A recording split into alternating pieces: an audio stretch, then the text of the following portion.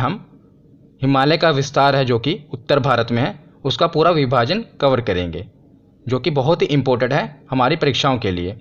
तो चलिए बिना देरी किए हुए वीडियो को शुरू करते हैं। तो चलिए वीडियो की शुरुआत करते हैं और सबसे पहले देखते हैं भारत का भौतिक स्वरूप।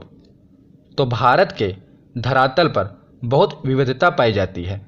कहीं पर पठार हैं, कहीं पर ऊंचे ऊंचे पर्वत हैं, तो कहीं पर समतल मैदान हैं।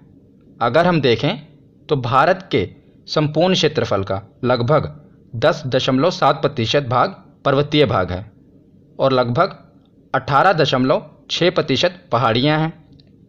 लगभग 27.7% पठारी क्षेत्र हैं जो कि भारत के दक्षिण में हैं और 43% मैदानी भाग है। ये कुछ फैक्ट हैं जो कि आपको पता होना चाहिए। तो उसके बाद हम देखते हैं कि भौतिक रचना तथा धरातल के स्वरूप के अनुसार भारत को 5 भागों में बांटा गया है। तो पूरे भारत को उसकी भौगोलिक संरचना के हिसाब से 5 भागों में बांटा गया है। पहला है उत्तर का पर्वतीय क्षेत्र, दूसरा है विशाल मैदान, तीसरा है प्रायद्वीपीय पठार जो कि भारत के दक्षिण में है, चौथा है मरुस्थलीय प्रदेश और पांचवा है समुद्र तटीय मैदान। तो भौतिक रचना के हिसाब से भारत को इन 5 भागों में बांटा गया है। तो आज हम देखते हैं उत्तर का पर्वतीय क्षेत्र। तो देखते हैं उत्तर का पर्वतीय क्षेत्र, जिसे हिमालय पर्वतीय क्षेत्र भी कहा जाता है, क्योंकि भारत के उत्तर में हिमालय का विस्तार है, पूरा हिमालय के पर्वत का विस्तार है, इसीलिए इसे हिमालय पर्वतीय क्षेत्र भी कहा जाता है। तो जो हिमालय पर्वत है इसका विभाजन 2 तरह किया गया है। एक तो उत्तर से दक्षिण की ओर विभाजन किया गया है और एक पश्चिम से पूर्व की ओर विभाजन किया गया है। तो हम दोनों देखेंगे। पहले हम देखते हैं उत्तर से दक्षिण विभाजन। पहले मैं आपको इसका ओवरव्यू दूंगा। मैं आपको सिर्फ बताऊंगा कि कौन कौन से पॉइंट हम देखेंगे, आगे हम इसे डिटेल में कवर करेंगे। तो सबसे पहले देखते हैं उत्तर से दक्षिण में विभाजन। तो जो हिमालय पर्वत है इसे 4 पर्वत श्रृंखलाओं में बांटा गया है उत्तर से दक्षिण की ओर। सबसे ऊपर इसे कहते हैं ट्रांस हिमालय, दूसरा है वृहद हिमालय, तीसरा है मध्य हिमालय और चौथा है शिवालिक हिमालय। तो ये पूरा हिमालय पर्वत ही है। देखिए ऐसे होता है पर्वत, अगर लगातार पर्वत हैं तो उसे कहते हैं पर्वत श्रृंखला। तो ये पूरी पर्वत श्रृंखला हिमालय की ही है। 4 पर्वत श्रृंखलाएं हैं मेन, इन्हें उत्तर से दक्षिण की ओर विभाजन किया गया है, इसीलिए इसका नाम रखा गया है। पहले को ट्रांस हिमालय कहते हैं, दूसरे को वृहद हिमालय कहते हैं, तीसरे को मध्य हिमालय कहते हैं और चौथे को शिवालिक हिमालय कहते हैं। आगे हम डिटेल से पढ़ेंगे, पर अभी मैं आपको सिर्फ विभाजन बता रहा हूँ। तो उत्तर से दक्षिण विभाजन हम देखा। अब हम देखते हैं पश्चिम से पूर्व विभाजन, जिसे प्रादेशिक विभाजन भी कहते हैं। तो सर सिडनी बुराड़ ने इसका विभाजन किया था। जैसे हमने पहले उत्तर से लेकर दक्षिण तक विभाजन देखा, उन्होंने इसका विभाजन पश्चिम से लेकर पूर्व की ओर किया और इसे प्रादेशिक विभाजन भी किया। उन्होंने इसका विभाजन प्रदेशों के नाम के हिसाब से और नदियों के हिसाब से किया। आगे हम डिटेल में देखेंगे, पर आप अभी ये इसका ओवरव्यू ले लीजिए। तो जो ये वाला हिस्सा देख रहे हैं इसे कहते हैं पंजाब हिमालय व कश्मीर हिमालय, क्योंकि आप देख ही रहे होंगे ये पंजाब, इसका विस्तार भारत में पंजाब की ओर और कश्मीर की ओर है। और उसके बाद जो दूसरा भाग है इसे कहते हैं कुमायूं हिमालय, इसका मुख्यतः विस्तार उत्तराखंड में है। और इसका तीसरा भाग है नेपाल हिमालय, जिसका पूरा विस्तार नेपाल की ओर है। और चौथा है असम हिमालय। तो आप देख रहे होंगे इसको भी 4 प्रकार में बांटा गया है, पश्चिम से पूर्व की ओर भी। पहला है पंजाब हिमालय, दूसरा कुमायूं हिमालय, तीसरा नेपाल हिमालय और चौथा असम हिमालय। तो ये इसका विभाजन पश्चिम से पूर्व की ओर किया गया है, आप देख रहे हैं, और प्रदेश के हिसाब से किया गया है, इसीलिए इसे पश्चिम से पूर्व विभाजन और प्रादेशिक विभाजन कहते हैं। तो उत्तर से दक्षिण की ओर विभाजन और पश्चिम से पूर्व की ओर विभाजन, इसका हमने पूरा ओवरव्यू ले लिया। अब हम इसे डिटेल में देखते हैं।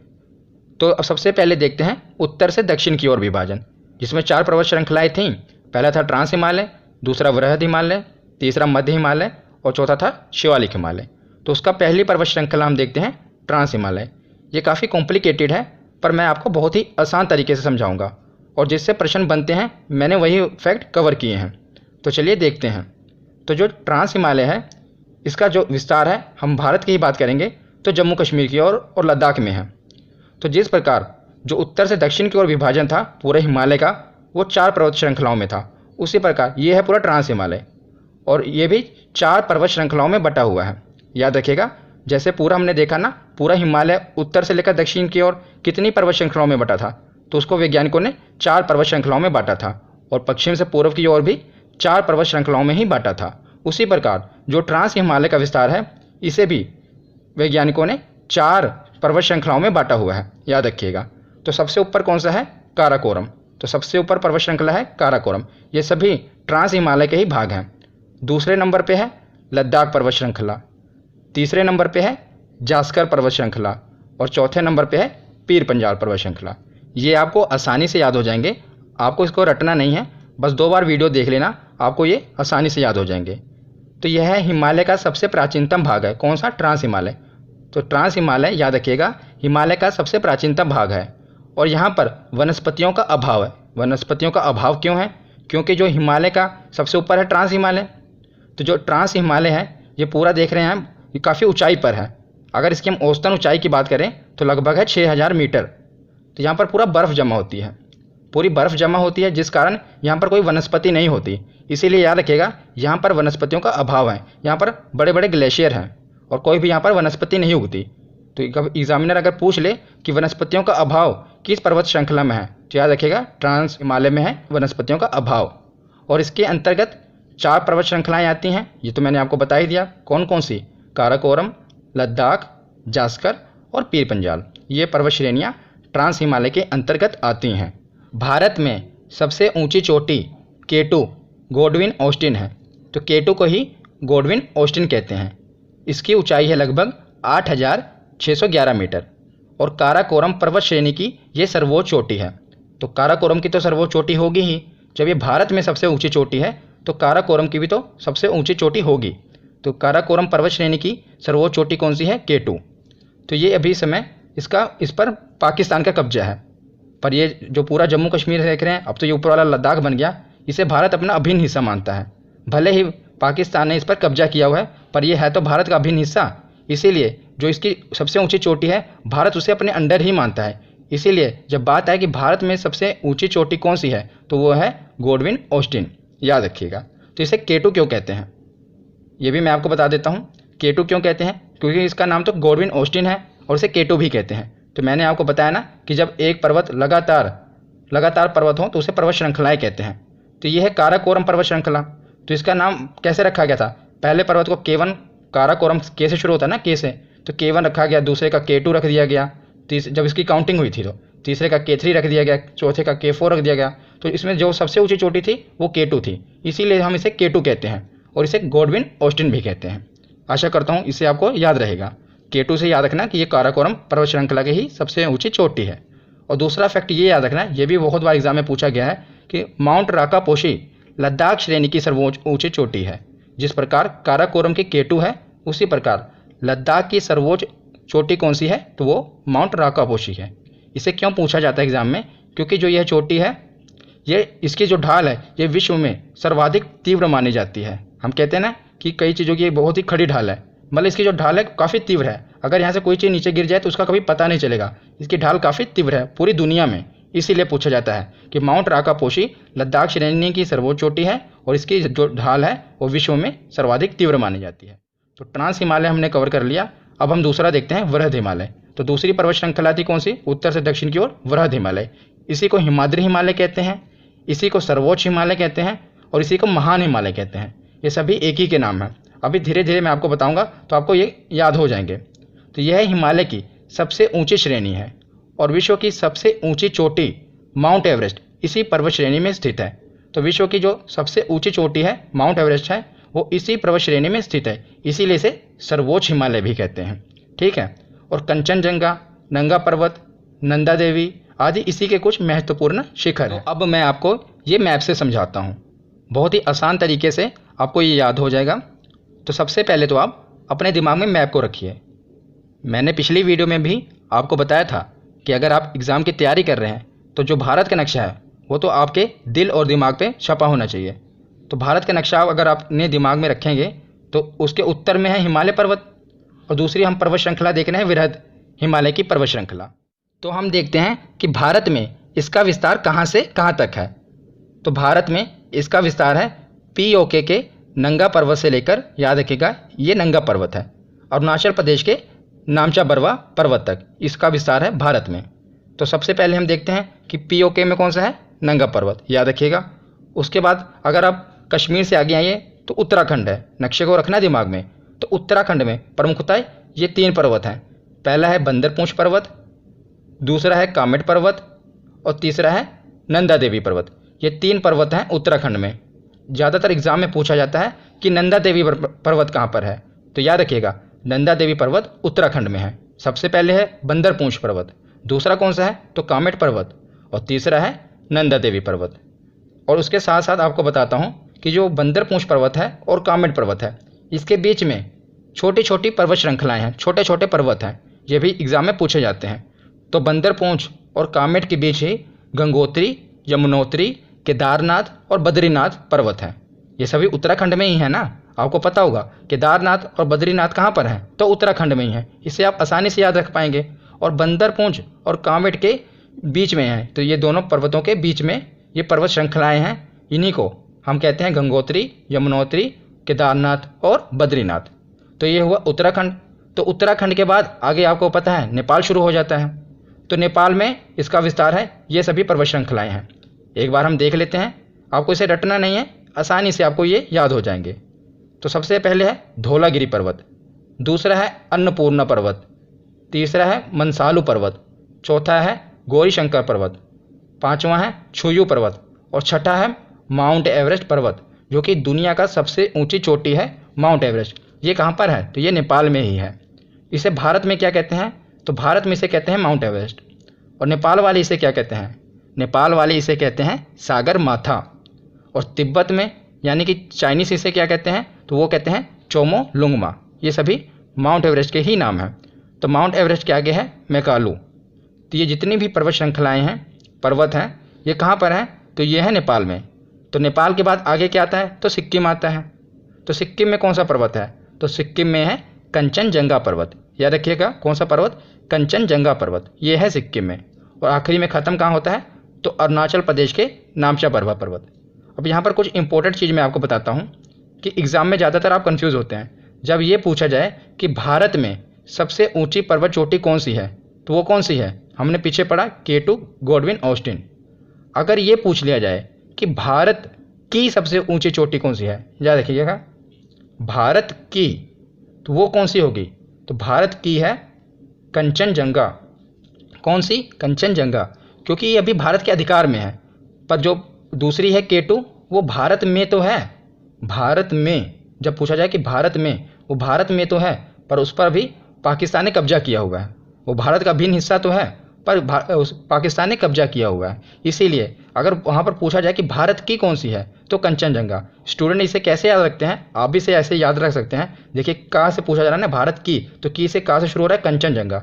इसे याद रखने का तरीका है। वैसे तो आपको पता ही होना चाहिए कि अगर भारत में पूछ लिया जाए, पर से लेकर पूरा जम्मू कश्मीर हमारा ही है, वहाँ पर पाकिस्तान ने भले ही कब्जा किया हुआ है। तो जो K2 पर्वत है वो भी पाकिस्तान ने उसके अधिकार में है, पर है तो हमारा ही हिस्सा, तो वो भारत का ही अंग है। इसीलिए K2 भारत में सबसे ऊंची चोटी है। पर अगर पूछ लिया जाए कि भारत की सबसे ऊंची चोटी कौन सी है, तो हमारे अधिकार में कौन है भी, कंचनजंगा। तो ये दोनों याद रखना है, और याद रखने का तरीका भी मैंने आपको बता दिया, ठीक है।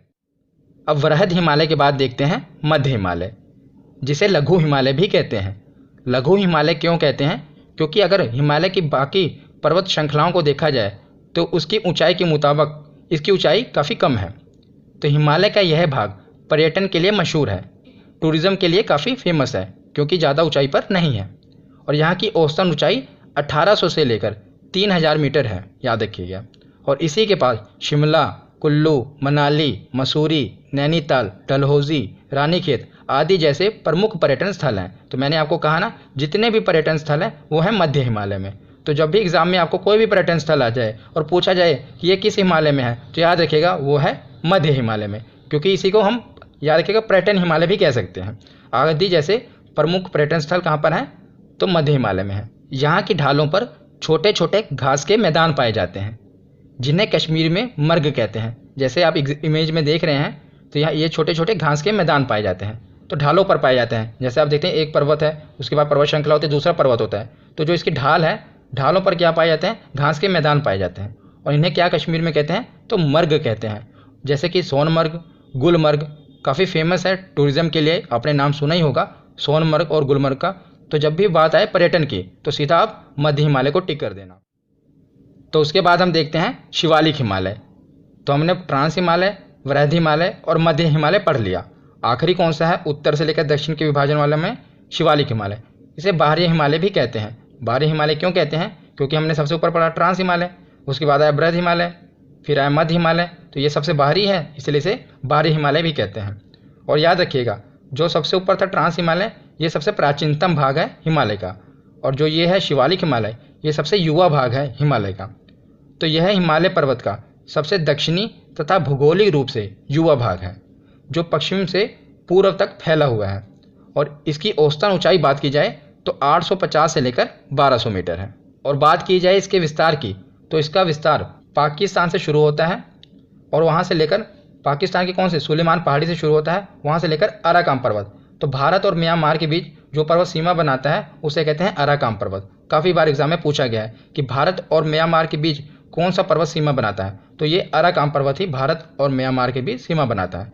तो इसका विस्तार पाकिस्तान की सुलेमान पहाड़ी से लेकर म्यांमार के साथ सीमा बनाने वाले अराकाम पर्वत तक है। तो इस क्षेत्र में अनेक समतल घाटियाँ हैं जिसे दून और द्वार कहते हैं। जैसे हरिद्वार, देहरादून। तो हरिद्वार आप गए होंगे गंगा स्नान करने के लिए, तो गंगा कहाँ से निकलती हैं? शिव जी की जटाओं से निकलती हैं ना। तो इससे याद रखना है कि शिवालिक हिमालय में ही हरिद्वार है, और देहरादून भी यहीं पर ही है। तो ये इससे इतना ही बनता है। तो उसके बाद अब हम आगे देखते हैं। जैसे सबसे ऊपर कौन सा था? ट्रांस हिमालय, उसके बाद था वृहद हिमालय, तीसरे नंबर पर था मध्य हिमालय, और आखिरी में था शिवालिक हिमालय। तो जो इसके बीच का भाग था इसे कुछ कहा जाता है, और काफ़ी बार एग्जाम में पूछा गया। तो हम देखते हैं इसे याद भी कैसे करना है, और सबसे पहले देखते हैं ये है क्या। तो ट्रांस हिमालय और वृहद हिमालय के बीच के भाग को क्या कहते हैं? तो सचर जोन कहते हैं। याद रखिएगा, इसे कहते हैं सचर जोन। और वृहद हिमालय और मध्य हिमालय के बीच के भाग को कहते हैं मेन सेंट्रल थ्रस्ट। याद रखिएगा। और मध्य हिमालय और शिवालिक हिमालय के बीच के भाग को कहते हैं मेन सीमांत दर्रा।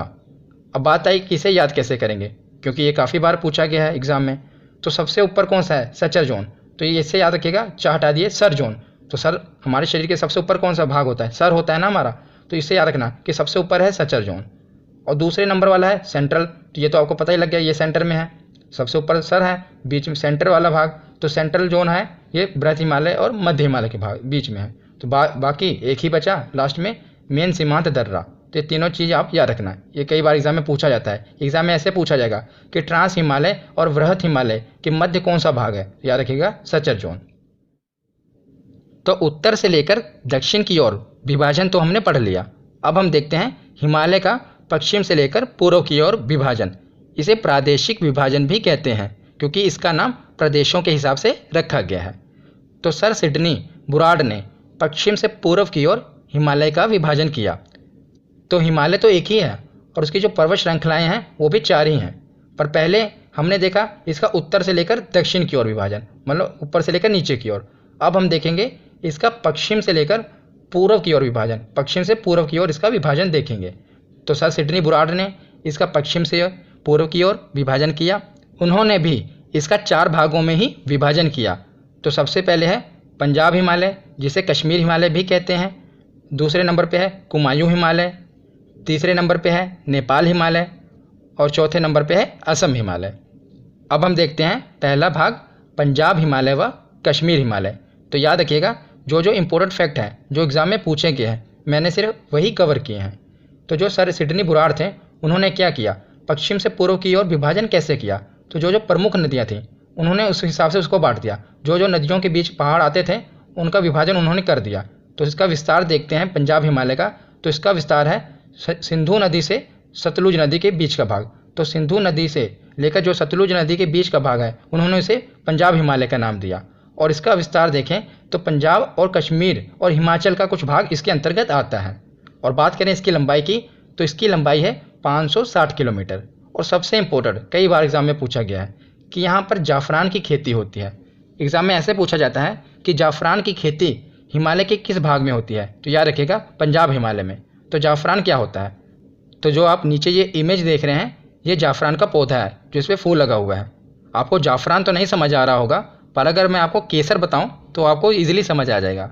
तो जो केसर होती है ना, इसी जाफरान के फूल में ही होती है। आप देख रहे हैं ना, ये जो फूल है इसके अंदर, ये आप जो लाल लाल देख रहे हैं, यही है केसर।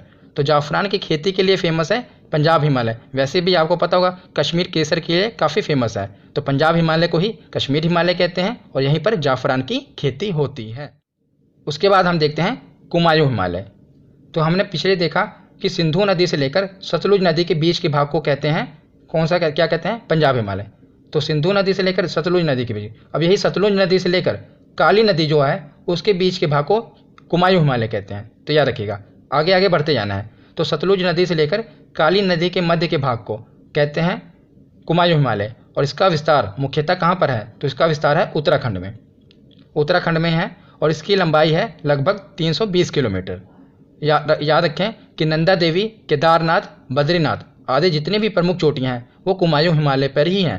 मैंने आपको पीछे बताया था इसका विस्तार जैसे कि उत्तराखंड में है, और मैंने आपको कहा था ना कि जो केदारनाथ है, बद्रीनाथ है, नंदा देवी, ये कहाँ पर है? तो ये उत्तराखंड में ही है। तो वैसे भी आप याद रख सकते हैं कि कुमायूं हिमालय का विस्तार भी उत्तराखंड में ही है, और उत्तराखंड में ही नंदा देवी, केदारनाथ और बद्रीनाथ ये सभी प्रमुख चोटियाँ हैं। तो कुमायूं हिमालय के बाद हम देखते हैं नेपाल हिमालय। तो जो नेपाल हिमालय है इसका विस्तार, तो ये जो अब नेपाल देख रहे हैं, नेपाल का बॉर्डर भी यही नदी बनाती है। काली नदी है, इस तरफ है तीस्ता नदी। तो काली नदी और तीस्ता नदी के बीच में है नेपाल, तो इसे नेपाल हिमालय कहते हैं। और इसका विस्तार मुख्यतः नेपाल में ही है, और इसकी लंबाई सबसे लंबी है, ये सबसे लंबा है 800 किलोमीटर।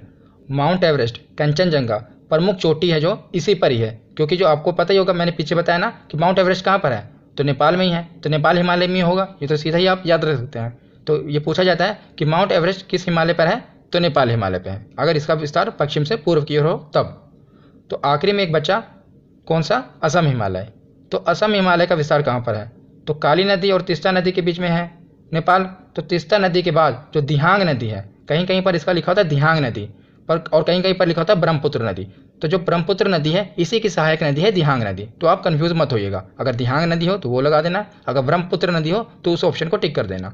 तो तीस्ता नदी से लेकर दिहांग नदी के बीच के भाग को कहते हैं असम हिमालय, और इसकी लंबाई है लगभग 720 किलोमीटर से लेकर 750 किलोमीटर तक। इससे ज़्यादा प्रश्न नहीं बनते हैं असम हिमालय से, जो पीछे हमने 3 पढ़े उससे ज़्यादा प्रश्न बनते हैं। तो कैसी लगी ये वीडियो कमेंट सेक्शन में ज़रूर बताना। धन्यवाद।